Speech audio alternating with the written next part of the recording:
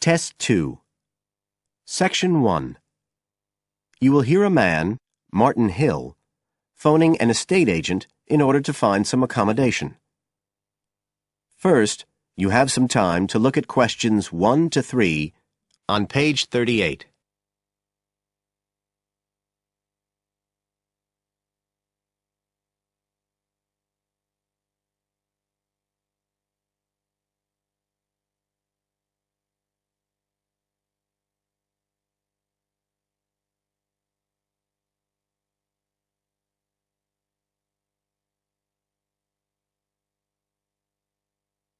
You will see that there is an example which has been done for you.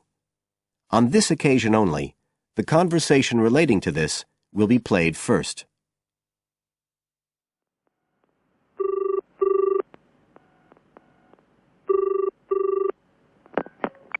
Hello, Brindle's estate agents here. How may I help you? Oh, good morning. I'm ringing to see what flats you have for rent at the moment. Right. Martin wants to rent a flat, so B has been circled as the answer. Now we shall begin. You should answer the questions as you listen, because you will not hear the recording a second time. Listen carefully and answer questions 1 to 3.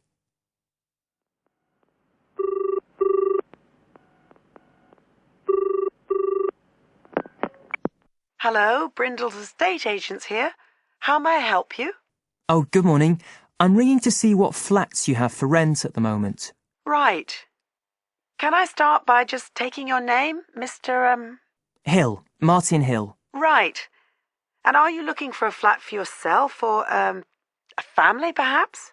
Well, it's for 3 of us, myself and 2 friends. We're going to share together. I see.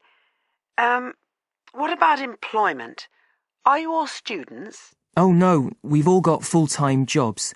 2 of us work in the central bank, that's Chris and me, and Phil, that's the other one, is working for Hallam Cars, at the factory about 2 miles out of town. I'll put you down as young professionals then. And I suppose you'll be looking for somewhere with 3 bedrooms? Yeah, at least 3.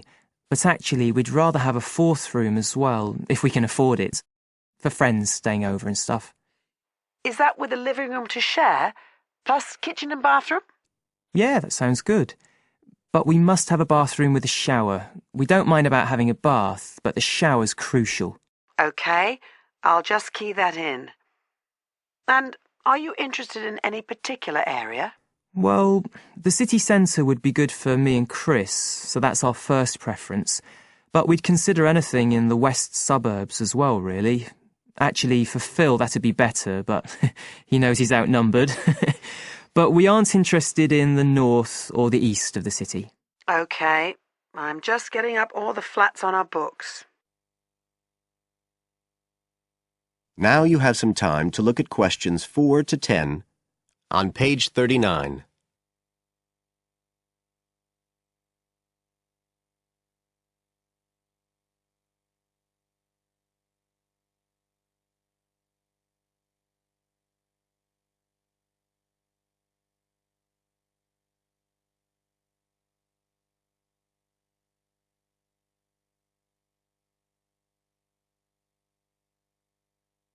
Now listen and answer questions 4 to 10.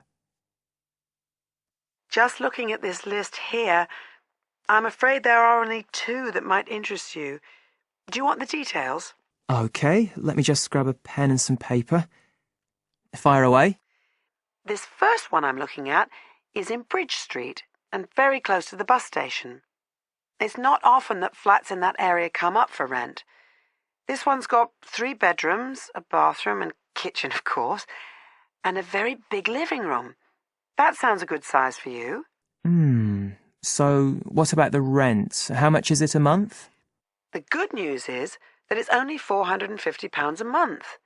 Rents in that area usually reach up to £650 a month, but the landlord obviously wants to get a tenant quickly. Yeah, it sounds like a bit of a bargain. What about transport for Phil? Well, there'll be plenty of buses, so no problem for him to use public transport. But unfortunately there isn't a shower in the flat. And that location is likely to be noisy, of course. OK. What about the other place? Let's see. Oh, yes. Well, this one is in a really nice location, on Hills Avenue. I'm sure you know it. This looks like something a bit special. It's got 4 big bedrooms and, there's a big living room. And, oh, this'll be good for you, a dining room. It sounds enormous, doesn't it? Yeah, it sounds great. That whole area is being developed, and the flat's very modern, which I'm sure you'll like. It's got good facilities, including your shower, and of course it's going to be quiet, especially compared with the other place. Better and better. But I'll bet it's expensive, especially if it's in that trendy area beside the park. I'm afraid so. They're asking £800 a month for it. Whoa, it sounds a lot more than we can afford. Well, maybe you could get somebody else to move in too. I'll tell you what, give me your address and I can send you all the details and photos, and you can see whether these two are worth a visit. Thanks, that would be really helpful. My address is flat 5. That is the end of section 1. You now have half a minute to check your answers.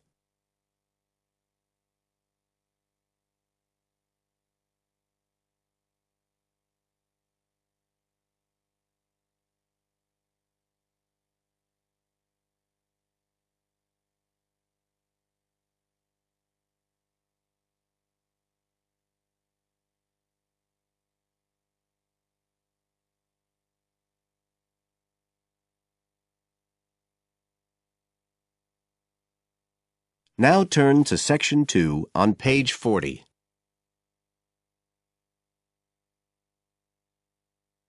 Section 2. You will hear a tour guide welcoming a group of visitors to the British Library and telling them about the library and what they will see there. First, you have some time to look at questions 11 to 15 on page 40.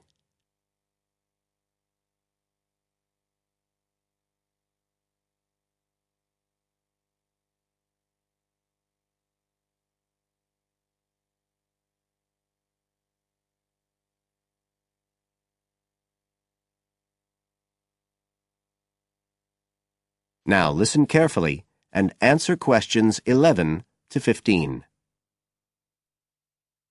Good afternoon, ladies and gentlemen, and welcome to your very own tour of the British Library on this lovely afternoon. My name is Tony Walters, and I'm your guide for today. Could I please see your tickets for the guided tour?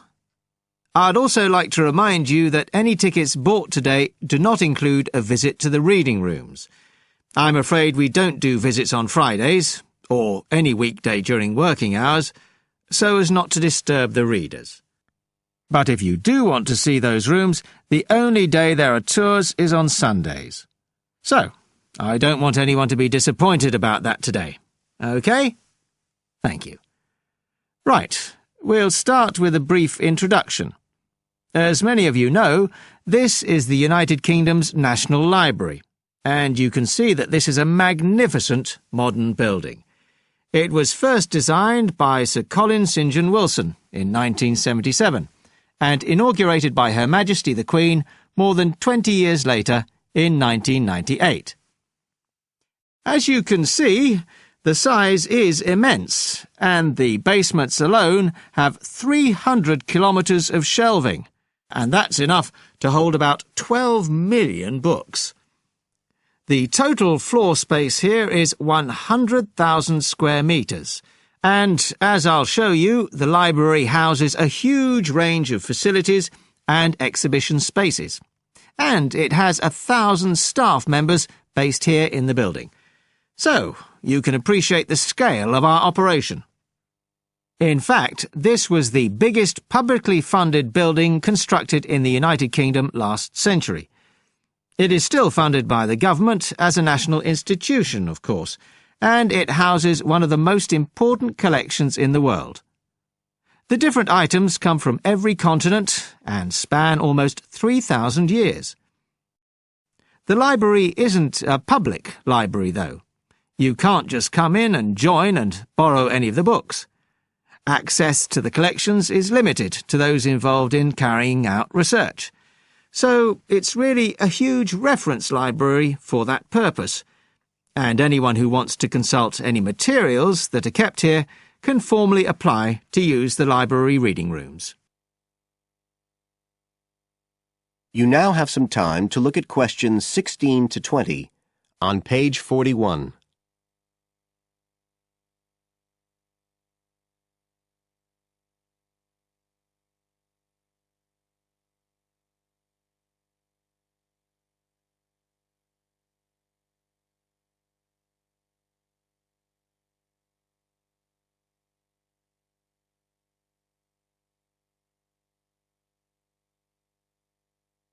Now listen and answer questions 16 to 20.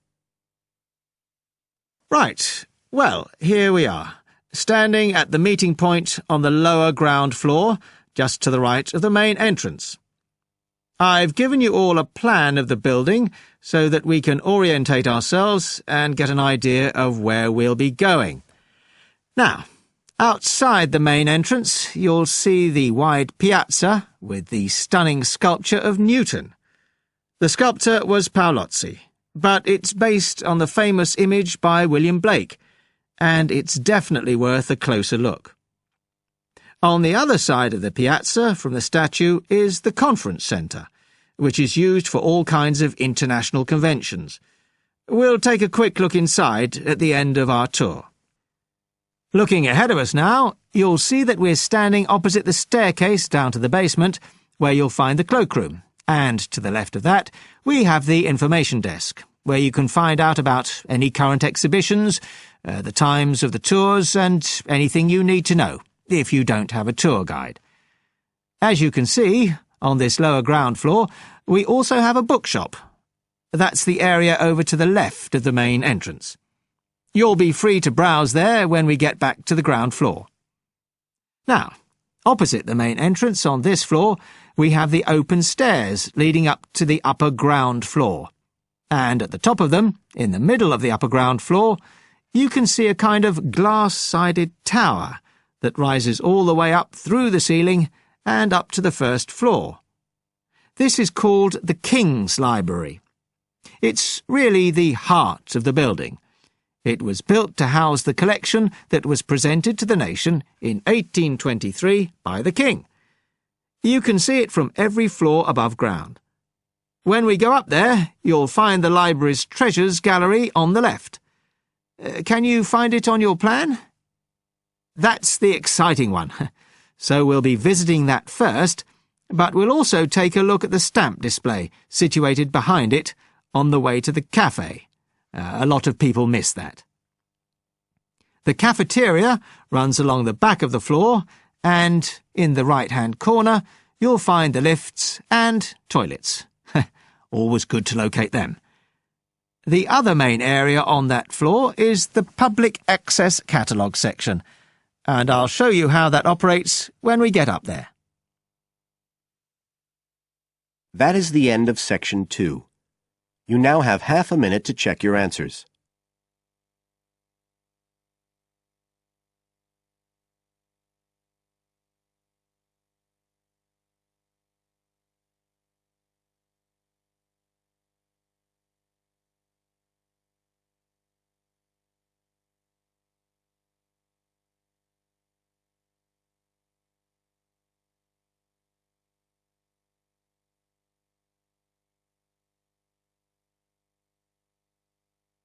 Now turn to section 3 on page 42.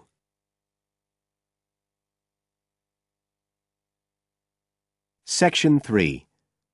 You will hear a conversation between a student, Dave, and his tutor about a project that Dave has done about work placements.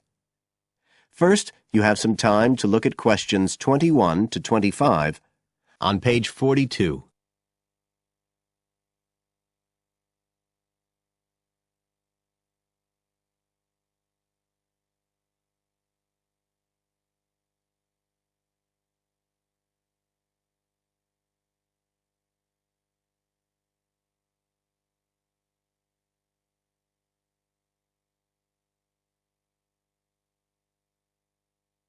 Now listen carefully and answer questions 21 to 25.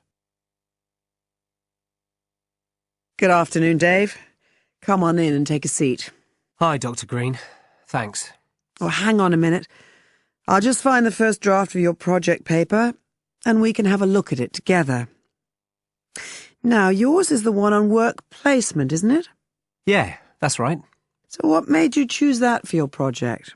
Well, I suppose it was because sending students off to various companies for work experience seems to be such a typical part of educational courses these days. I mean, even school kids get to do it. But I felt everyone just kind of assumes it's a good thing. And I guess I wanted to find out if that's the case. But you don't look at schools or colleges, right? You've stuck to university placement schemes. Yeah, well, I quickly found that I had to limit my research. Otherwise, the area was just too big. Do you think that was okay? I think it's very sensible, especially as the objectives might be very different. So how many schemes did you look at? Well, I sent out about 150 questionnaires altogether. 50 of each to university authorities, students and companies. And I got responses from 15 educational institutions and 30 students in 11 individual companies. Great. That sounds like a good sample. And who did you send your company questionnaires to? Well, the idea was to have them done by the students' line managers. But sometimes they were filled in by the human resources manager or even the owner of the company. Right. I didn't find a full list anywhere, so I think it's very important to provide that, really. You can put it as an appendix at the back. Right. I've got a record of all the respondents, so that'll be easy. I hope other things were okay. I mean, I've already put such a lot of work into this project, identifying the companies and so on. Oh, I can tell. I think you've done a good job overall. You now have some time to look at questions 26 to 30 on page 43.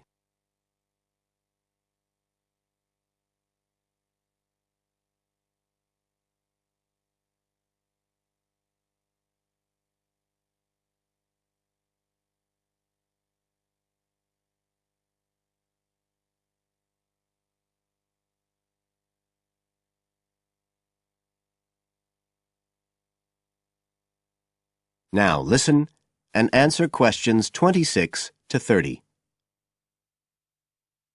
I thought your questionnaires were excellent, and you'd obviously done lots of background reading.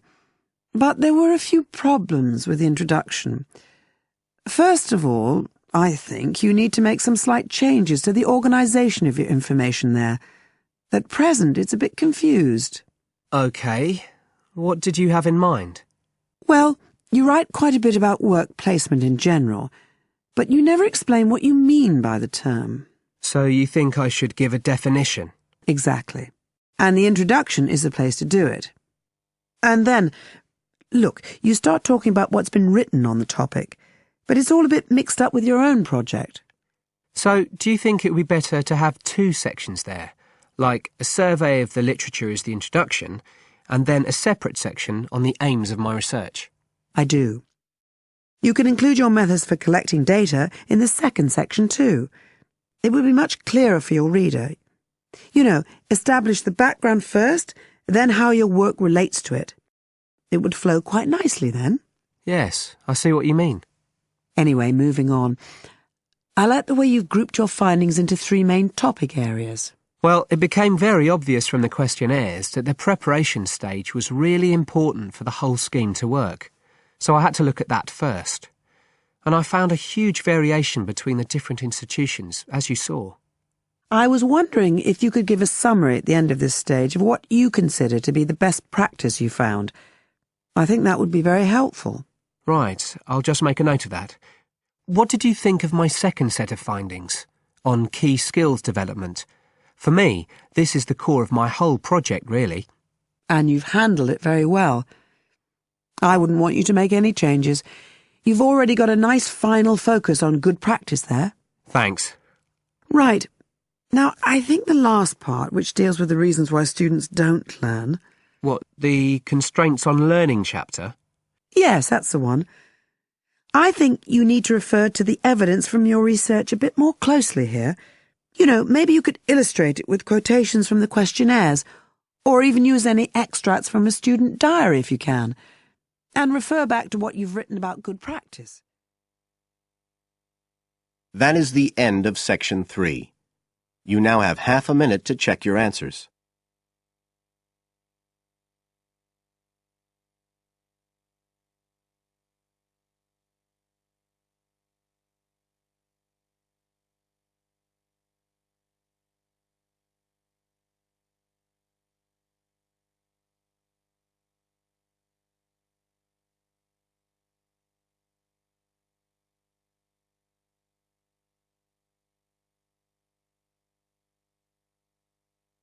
Now turn to Section 4 on page 44.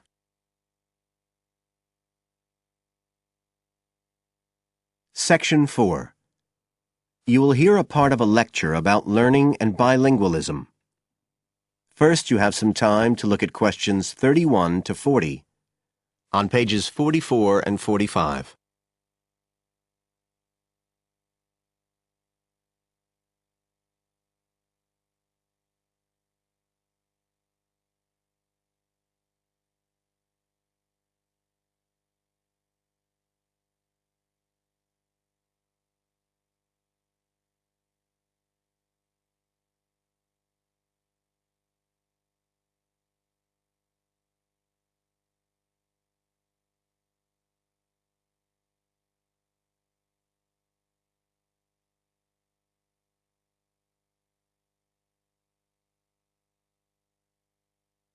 Now listen carefully and answer questions 31 to 40.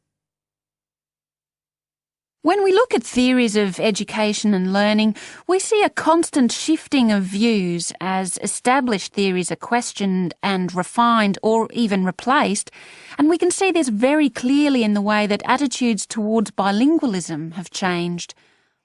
Let's start with a definition of bilingualism.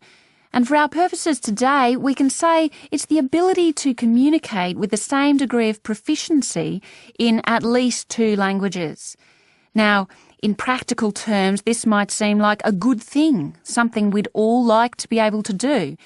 However, early research done with children in the USA in fact suggested that being bilingual interfered in some way with learning and with the development of their mental processes. And so in those days, bilingualism was regarded as something to be avoided, and parents were encouraged to bring their children up as monolingual, just speaking one language. But this research, which took place in the early part of the 20th century, is now regarded as unsound for various reasons, mainly because it didn't take into account other factors such as the children's social and economic backgrounds.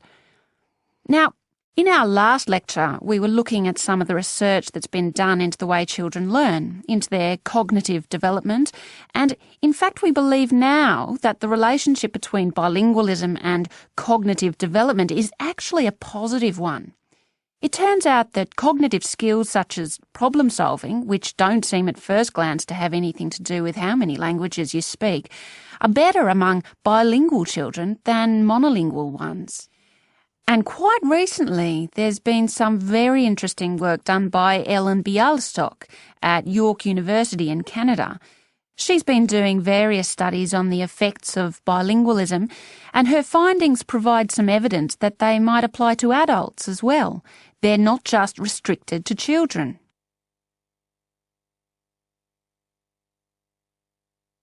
So how do you go about investigating something like this? Well, Dr. Bialystok used groups of monolingual and bilingual subjects aged from 30 right up to 88. For one experiment, she used a computer program which displayed either a red or a blue square on the screen. The coloured square could come up on either the left-hand or the right-hand side of the screen. If the square was blue, the subject had to press the left Shift key on the keyboard, and if the square was red, they had to press the right Shift key. So they didn't have to react at all to the actual position of the square on the screen, just to the colour they saw. and she measured the subject's reaction times by recording how long it took them to press the shift key and how often they got it right. What she was particularly interested in was whether it took the subject longer to react when a square lit up on one side of the screen, say the left, and the subject had to press the shift key on the right-hand side. She'd expected that it would take more processing time than if a square lit up on the left and the candidates had to press a left key. This was because of a phenomenon known as the Simon effect, where basically the brain gets a bit confused because of conflicting demands being made on it. In this case, seeing something on the right and having to react on the left. And this causes a person's reaction times to slow down. The results of the experiment showed that the bilingual subjects responded more quickly than the monolingual ones. That was true both when the squares were on the correct side of the screen, so to speak, and even more so when they were not. So, bilingual people were better able to deal with the Simon effect than the monolingual ones. So, what's the explanation for this? Well, the result of the experiment suggests that bilingual people are better at ignoring information which is irrelevant to the task in hand and just concentrating on what's important. One suggestion given by Dr. Bialystok was that it might be because someone who speaks two languages can suppress the activity of parts of the brain when it isn't needed. In particular, the part that processes whichever language isn't being used at that particular time. Well, she then went on to investigate that with a second experiment. But again, the bilingual group performed better. And what was particularly interesting, and this is, I think, why the experiments have received so much publicity, is that in all cases, the performance gap between monolinguals and bilinguals actually increased with age, which suggests that bilingualism protects the mind against decline. So, in some way, the lifelong experience of managing two languages may prevent some of the negative effects of ageing. So that's a very different story from the early research. So what are the implications of this for education? That is the end of Section 4. You now have half a minute to check your answers.